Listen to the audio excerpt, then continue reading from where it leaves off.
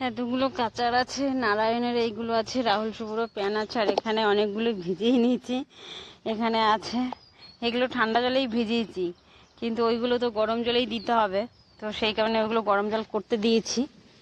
গরম জল হয়ে যাক, ততক্ষণ আমি এগুলো কেচে আসি। রান্না কমপ্লিট, টিফিন নিয়ে কাজে চলে গেছে, যাই এগুলো কেচে আসি।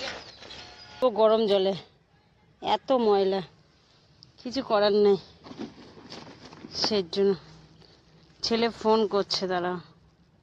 এইগুলো ভিজিয়েছি, এবার দেখিয়েছি সার্ফও শেষ হয়ে গেছে, তো ভাবতে পাঠাতে হবে। শুভ তো ঘুমাচ্ছে, এখনো 11টা বাজে, এখনো শুয়ে আছে, কখন উঠবে কে জানে।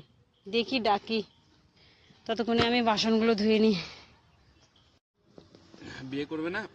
বিয়ে করেই তো ঘরে ঢোকাবে। হ্যাঁ,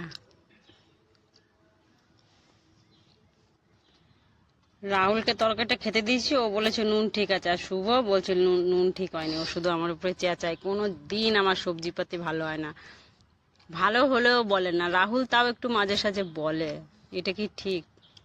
কোনো দিন আমাকে বলে না মা আজকে ভালো হয়েছে, আজ পর্যন্ত বলে না। কোনোদিন ভালো বানাই নাই, বলবো কি? তাহলে তোর বউ নিয়ে ওই ভালো করে, ঠিক আছে ঠিক আছে, এখন তো বয়স হয়নি, যখন বউ নিয়ে আসবি তখন আমিও এইগুলো সব সুদাসুল তুলবো, ভালো হলেও বলবো ভালো হয়নি। যখন তোর বউ আসবে মনে রাখিস, তখন কিন্তু আমাকে কিছু বলতে পারবি না। ঠিক কি না বন্ধুরা বলো? দেখো আমি এটাই করব, এখন না, এখনো কমসে কম 10 বছর পরে হয়তো, জানি না, বেঁচে থাকলে হয় বলার জন্য। আমি শুভকে খেতে দিয়ে রান্নাঘর পরিষ্কার করছি, আমাকে বলছে দেখে যাও তরকারিতে নুন দেয়নি, তুমি একটু খেয়ে যাও। আমি খেয়ে দেখলাম ঠিক আছে। কি বদমাস দেখছে, ছুড়ে দিল, তারপর যাবে স্কুলে প্রোগ্রাম হচ্ছে তার জন্য।